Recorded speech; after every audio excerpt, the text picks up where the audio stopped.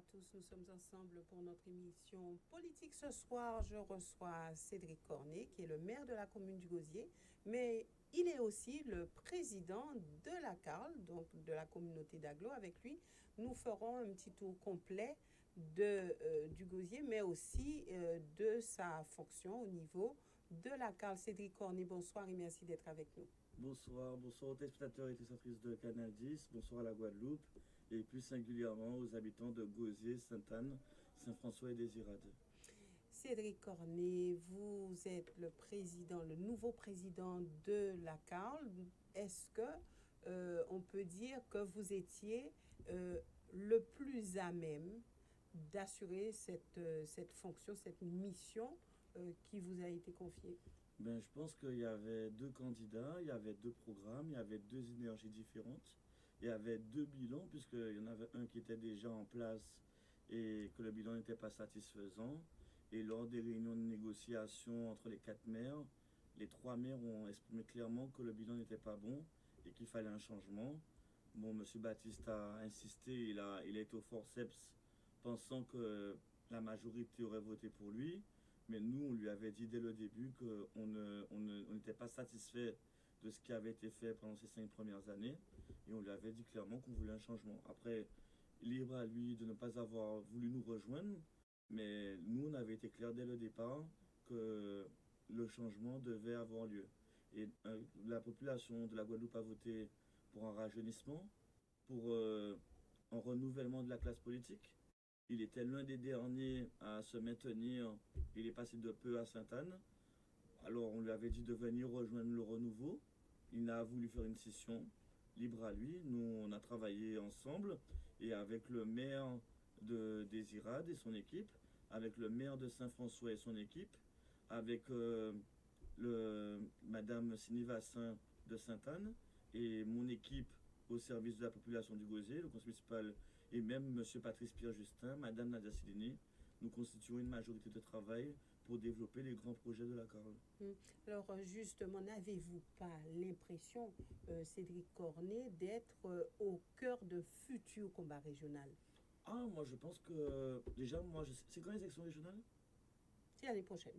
Bon, déjà, moi personnellement, je ne serai pas tête de liste, à moins vraiment une catastrophe nucléaire et que 400 000 habitants me disent allons aux élections. Mais bon, honnêtement, j'ai tellement de travail à la mairie du Gosier et à la Riviera du Levant avec le problème de l'eau, le plan Marshall de l'eau que je suis en train de mettre en place, les déchets où on a encore eu des problèmes parce que on a des jours fériés. Vous savez que demain c'est férié. Donc Cita Chômé. à Sainte-Rose, oui, mais Cita est fermé. Mm. Donc ça veut dire que les poubelles, pour qu'elles puissent être ramassées, il ne faut pas que le lendemain ça soit fermé. Donc on a eu 2 fois consécutives qui fait qu'il y a des secteurs de Gosier et de Sainte-Anne qui n'ont pas été ramassés. J'ai appelé le prestataire, ils ont emmené de l'effectif supplémentaire pour ramasser. Je pense que la plupart des secteurs ont été ramassés. Et je dis encore pardon à tous les administrés qui ont eu ce désagrément. Je ferai en sorte que pour le futur, on n'ait plus ce genre de problème, même s'il y a un jour férié, de décaler les jours avec les OMR, on va voir. Mais c'est vrai que j'ai deux sujets importants, c'est l'eau et les déchets. Et je me bats pour qu'il y ait une satisfaction des administrés de Gosier, Sainte-Anne, Saint-François et Désirade. Alors justement, parlons de ce sujet de l'eau, un sujet qui vous tient à cœur, vous l'avez dit, un sujet aussi brûlant, puisqu'on a longtemps annoncé la mort du SIAG, alors une structure qui a été longtemps décriée. Vous êtes pour le maintien de cette structure, pouvez-vous nous expliquer pourquoi? Déjà, il faut savoir que juste avant mon élection, M. Gustet, qui est devenu directeur de cabinet de Le Cornu, ministre de l'Outre-mer, a annoncé la mort du SIAG par courrier. Et moi, ma seule crainte, c'est que mercredi, que l'arrêté ministériel mette fin au SIAG mercredi matin. C'est-à-dire qu'avec le décalage horaire. Donc, c'est vrai que je suis très très attentif à ça, parce qu'il faut savoir que la mort du SIAG entraîne la mort de la CARL, de la CNGT et de la SNBT. Parce qu'il faut savoir que rien que pour la CARL, la mort du SIAG, ce serait 50 000 euros de déficit rajouté.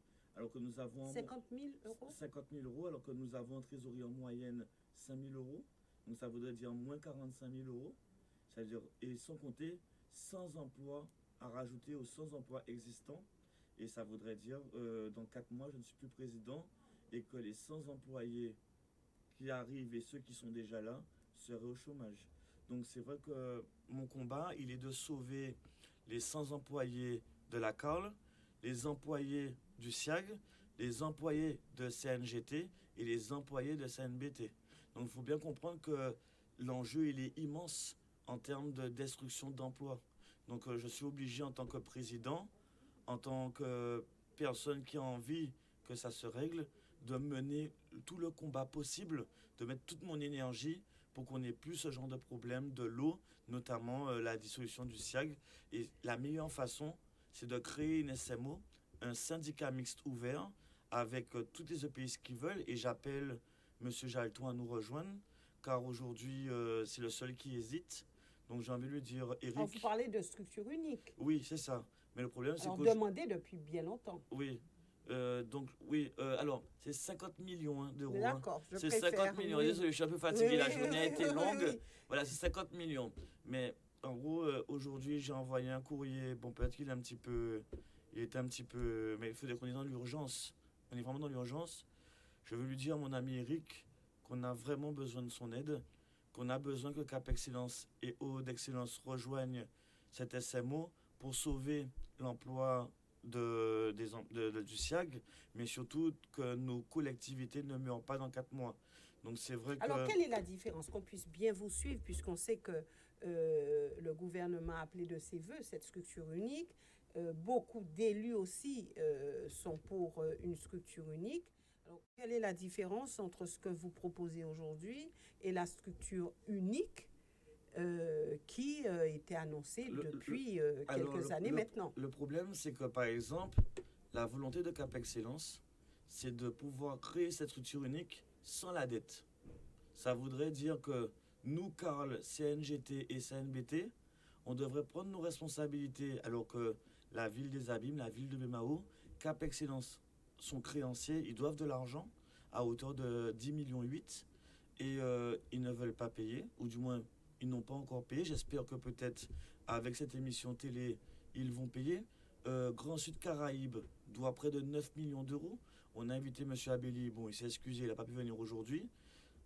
J'espère vraiment qu'avec cet argent, on aurait pu remettre à flot le SIAG au moins le temps de rentrer dans cette SMO. Aujourd'hui, il n'y a pas de volonté de payer les dettes. Et moi, ça m'embête parce qu'il y a une vraie mort programmée du SIAG. Mais depuis janvier, rappelez-vous... Oui, mais moi, je n'étais pas président à cette époque-là, Madame Boisset. Depuis janvier, le préfet, sur ce plateau même, avait dit que la structure unique verrait le jour et que ce serait la mort du SIAG. Alors, pourquoi est-ce que les élus n'ont pas... fait diligence? Pourquoi est-ce que ça a tardé? Parce qu'il y a deux visions. Il y a deux visions. Et surtout, pour quel intérêt? Il y a des élus qui veulent le syndicat unique avec la dette et d'autres qui veulent sans la dette. Le problème est que s'ils veulent sans la dette, il faut que quelqu'un paye la dette. Donc, c'est-à-dire la CARL, CNBT et CNGT. Et aujourd'hui, nous n'avons pas la trésorerie pour payer ces dettes.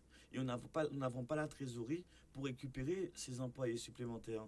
Donc ça voudrait dire qu'en voulant faire ça, on met en péril le SIAG, les employés du SIAG, la CARL, les employés de la CARL, CNGT, les employés de CNGT, CNBT et les employés de CNBT. Il faudra bien payer. Alors, mais oui, mais Madame Boisset, je vous donne un exemple. La CARL, elle a comme passif Bello Cadeau. Ça veut dire que oui, on a une dette de 50 millions, mais nous serons producteurs d'eau officiels, le plus grand. Aujourd'hui, si on rentre dans la SMO, la CARL aura toute la latitude, la longitude pour pouvoir répondre à cette dette. Parce qu'on produit de l'eau et on pourra vendre de l'eau. Aujourd'hui, malheureusement, il faudrait arriver à convaincre Cap Excellence et Eau d'Excellence à rejoindre cette SMO et de leur dire qu'on doit penser Guadeloupe. On doit penser d'abord l'intérêt général, parce que si on rentre tous ensemble dans un syndicat mixte ouvert avec la région Guadeloupe de M. Chalus et le département de Mme Borel-Incertain, on fera un pas en avant. Aujourd'hui, on n'est pas loin. il manque plus que M. Jalton et Cap Excellence. Avant, il y Donc, avait... ce que vous êtes en train de dire, c'est Éric Jalton qui fait barrage à cette structure unique. Ben, je ne sais pas s'il fait barrage. Alors, je ne parle pas comme ça de mon ami Éric Jalton.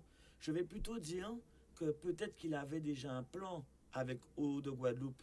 Mais j'ai envie de lui dire, Éric, faisons en sorte de se réunir mercredi, puisque la CARL, avec la ville du Gosier, nous organisons la réunion des présidents et des parlementaires de 8h30 à 10h30. Donc je lui demande de venir au moins de nous donner son point de vue avec les autres présidents de ce PCI, avec les parlementaires, avec M. Chalus et Mme Borel-Incertain. Pendant 2 heures, on prend acte pour créer ce syndicat mixte ouvert. Et à 11h, on rencontre les syndicats. Parce que moi, ce que je ne voudrais pas, c'est qu'à cause que les élus de Guadeloupe n'arrivent pas à s'entendre, que la Guadeloupe se retrouve sans eau et sans électricité. C'est ça qui nous pend au nez actuellement. Il y a une vraie pression sociale, ils se sont déjà mis en grève, et aujourd'hui, il ne faudrait pas que pour des intérêts politiques, que la population passe à la trappe. Oui. Donc, vous avez donné rendez-vous. Est-ce que les élus ont répondu présent? Alors, j'ai une super équipe. Hein. Nous avons déjà rencontré M. Losbar et M. Bardaï ce matin. Nous avons eu Harry Chalus au téléphone ce matin. Je sens qu'il y a une volonté. Donc, Ils sont déjà d'accord pour ça? ah ben oui, de toute manière, on est condamné à collaborer. Puisque M. Losbar, M. Bardaï et moi-même, nous avons les mêmes difficultés. Nous sommes tous voués à mourir si nous ne trouvons pas une solution. Donc c'est déjà acté que nous serons là mercredi matin à 8h30 au Palais des Sports du Gosier. Et M. Abelli est le bienvenu. Et bien sûr, M. Chalus, bien sûr, Mme Borel-Incertain, tous les parlementaires, sénateurs et députés. M. Jalton est le bienvenu. Aujourd'hui, il faut que toutes Alors, les... quand vous dites il est le bienvenu, ils ont été invités tous? On a invité tout le monde. On aura envoyé un courrier d'invitation pour mercredi à 8h30 au Palais des Sports. Donc ils savent tous que le rendez-vous des présidents et des parlementaires se fait mercredi. Vous avez adressé un courrier à Éric Jalton. Il vous a répondu. Alors, quelle était la teneur en substance de ce courrier? Éric Jalton nous dit qu'on peut faire une entente. Mais l'entente qu'il nous propose, elle est illégale. C'est-à-dire? Il propose que Eau d'Excellence fasse une entente avec la CARL. Or, la loi dit qu'on ne peut pas mettre une entité de l'eau avec une PCI. On ne peut pas faire d'entente. C'est une PCI avec une autre PCI ou une régie des eaux avec une autre régie des eaux. Donc ça veut dire déjà qu'on est biaisé. Ça veut dire que si nous voulons vraiment travailler ensemble, et c'est bien parce qu'il est mon ami que je me suis permis de lui envoyer un courrier de vérité. Vous savez, quand on est amis, c'est pas parce qu'on est amis qu'on doit occulter ce qui existe et ce qui est vrai. Je lui dis en tant qu'ami, et lui-même m'a répondu en tant qu'amitié. J'espère qu'il viendra mercredi à 8h30. Je lui dis juste que dans un premier point, on ne peut pas faire cette entente, elle est illégale. Donc trouver une autre manière de s'entendre. Et en même temps, je lui rappelle que Cap Excellence doit 10,8 millions. Ça veut dire... mais oui, mais c'est la réalité. En gros, je ne vais pas lui mentir, je ne vais pas mentir à la population de la Guadeloupe non plus. Il est clair qu'aujourd'hui, Cap Excellence doit 10,8 millions et Grand Sud Caraïbes doit 9 millions. Avec ces 20 millions, on est sauvé. On est sauvé. Donc, vous lui avez réclamé cet argent. Mais je pense qu'au bout d'un moment, il fallait qu'un ami lui dise. Il fallait que quelqu'un qui l'aime bien lui dise que Cap Excellence doit payer sa dette. C'est pas. A-t-il répondu? Ben, je pense qu'il va vouloir qu'on se rencontre. Je pense que. Il ne vous a pas répondu là-dessus? Bon, il me répond, mais il me dit qu'en toute amitié, peut-être que le courrier était un petit peu agressif. Mais c'est pas de l'agressivité. Je pense plutôt que aujourd'hui, on est dans un état d'urgence. Il faut qu'ils comprennent que d'accord, il est la plus grosse PCI, ils ont le plus de moyens, ils ont le plus d'argent, il n'y a pas de problème. Nous, on est une petite PCI, ça fait que 5 ans d'existence, mais on a un président qui sait ce qu'il veut et où est-ce qu'il va. Donc, c'est ce que les Gosieriens ont demandé, c'est ce que les communautaires de Gosier, Sainte-Anne, Saint-François et des Irades ont souhaité. Aujourd'hui, on doit sortir par le haut. Et je pense que pour avoir une discussion entre présidents, il faut quand même qu'on dresse, on va dire, une forme de négociation. Au moins, il sait ce que je pense, je sais ce qu'il pense, et il faut qu'on trouve un compromis. C'est ça l'amitié aussi, c'est de trouver un compromis avec son ami. D'accord. Et par rapport au gouvernement, comment vous vous situez sur cette question? Le problème, c'est que le gouvernement n'a pas pensé à la survie du SIAG, mais plutôt à sa destruction, sa mort, le gouvernement n'a pas pensé à la survie de la CARL, de la CNBT, de la CNGT. Ça veut dire qu'aujourd'hui, c'est le gouvernement qui crée des EPCI et il serait prêt à tout pour les détruire. C'est quand même bizarre. Surtout que l'AFD aurait pu nous aider, mais l'AFD est contrôlée par le gouvernement. Donc au final, c'est un peu le serpent qui se mord la queue. Alors cette structure, le SIAC, cette structure, et vous le savez bien puisque vous en avez souvent parlé Bien sûr. sur notre plateau, cette structure c'était quand même un gouffre financier. Bien sûr. Et vous savez avec toutes les conséquences que ça Mais Madame Boissé, vous imaginez qu'avec les sommes dues au SIAG, le SIAG retourne à l'équilibre. C'est ça qui est le plus fort. C'est que malgré tout ce qui s'est passé, il y a 110 millions qui sont dehors. 110 millions. Des structures ont été condamnées par la justice. Et le préfet n'a jamais fait le nécessaire pour récupérer cet argent. Donc en gros, il y a une volonté politique de tuer le SIAG. Alors qu'on aurait pu juste la maintenir le temps de rentrer dans la SMO. Une volonté politique ou une mauvaise gestion? Moi, je pense qu'il y a eu à la base une mauvaise gestion. Je pense qu'il y a eu une mauvaise gestion de recouvrement aussi, de ne pas aller chercher l'argent là où il était, de ne pas faire le nécessaire pour être en équilibre. Et bien sûr, quand l'État a vu ça, eh bien, ils se sont dit très clairement, parce qu'il faut rappeler qu'il y a eu bien sûr des magouilles politiques d'hommes politiques du passé, mais il y a aussi la générale des eaux qui a pris une grosse part et qui est partie avec. Donc tout ça joue aussi dans les comptes financiers du SIAG. Mais moi aujourd'hui, je ne parle pas du passé. Moi je pense aux hommes et aux femmes qui, à la fin du mois, vont être payés que le net. Leur retraite et leur cotisation ne va pas être payée ce mois-ci. Alors il était prévu que le personnel du SIAG puisse intégrer cette nouvelle structure unique. Mais il faudrait que M. Jalton au moins nous aide, parce que sinon on sera obligé de faire la SMO sans Cap Excellence. Ça aussi c'est un projet.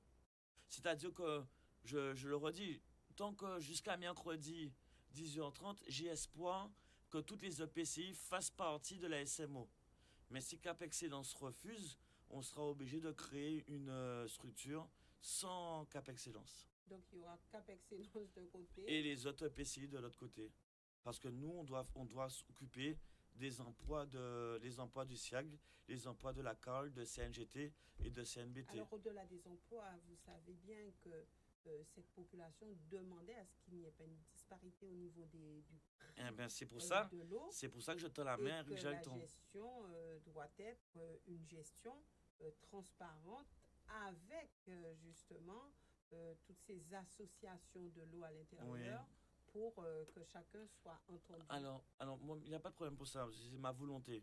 Mais je pense, Madame Boissé, que même si Cap Excellence ne rentre pas tout de suite, on va tourner tellement fort, puisque c'est nous qui produisons l'eau.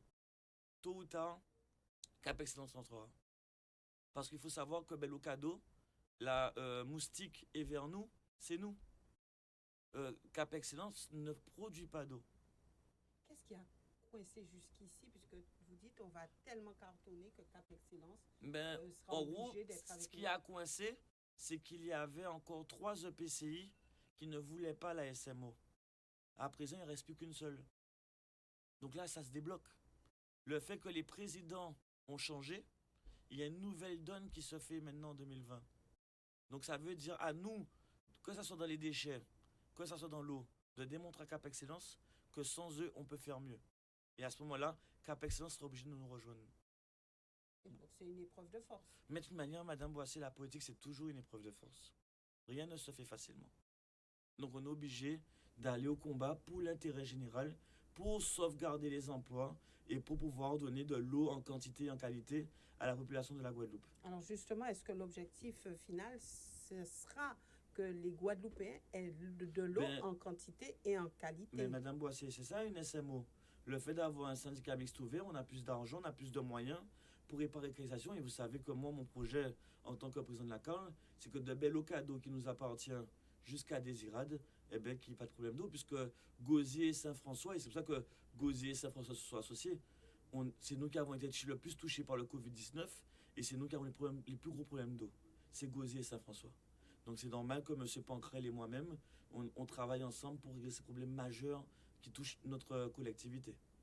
Alors, concernant justement l'eau, vous dites qu'il faudra de l'eau en quantité, ça vous le dites depuis quelques Disons, temps, on va 11 ans, dire 11 ans, quelques années. oui, Mais depuis LKP. est-ce que ça sera possible, puisqu'on sait que le vrai problème, ce sont les travaux qu'il y a réalisés. Et Oui. est-ce que le gouvernement qui dit vouloir, s'il y a entente, aider, est-ce que le gouvernement sera encore dans cette ligne? Disposé. Alors, de toute manière, nous avons eu Harry Chalus et je lui ai dit que même moi, personnellement, en tant que président de la CARL, j'étais prêt à un grand emprunt. Et j'appelle M. Losbar, M. Bardaï, M. Abelli à faire ce grand emprunt. Aujourd'hui, Ça veut dire combien de... combien? ben, là, c'est l'AFD qui peut nous dire. C'est pour ça qu'il faut le problème du SIAG. Ce problème du SIAG, on passe dans la SMO. En tant que membre de cette SMO, on peut commencer à sortir le chéquier. Et nous sommes prêts à ça. C'est-à-dire que pour moi... Vous, au niveau du gosier. Ah, au niveau de la CARL. Au niveau de la D'accord. CARL. Nous, on est prêts à ça. On a déjà commencé à faire comment on appelle ça, des synthèses, des notes de service avec l'AFD. On travaille dessus. Et c'est vrai que et on a commencé à rencontrer des banques aussi. Ça veut dire que nous, on est très clair. Avant les 6 ans, il faut que les choses aient évolué. Ça ne sert à rien de faire de la politique. Ça ne sert à rien d'être président de la CARL si on ne fait pas avancer les Tout choses. est politique. Tout est politique. Et si les gens ne l'ont pas compris, ils ne le comprendront jamais. Jusqu'où êtes-vous prêt à aller par conviction? Sacrifice, regardez, par conviction, je suis maire bénévole d'une commune de 30 000 habitants. Donc ça veut bien dire que moi je suis prêt à tout pour mener de l'eau. Je suis, quoi qu'il en coûte, on aura de l'eau en quantité et en qualité. Je m'engage, et je me suis déjà engagé plusieurs fois, mais je m'engage à le faire devant la population ce soir encore sur Canal 10. Donc on va tout donner. Je te dis tous les jours, c'est 7h, 22h, je ne rentre pas chez moi, je ne fais que ça. On rencontre, travail, 7h, travail, 22h. tous les jours.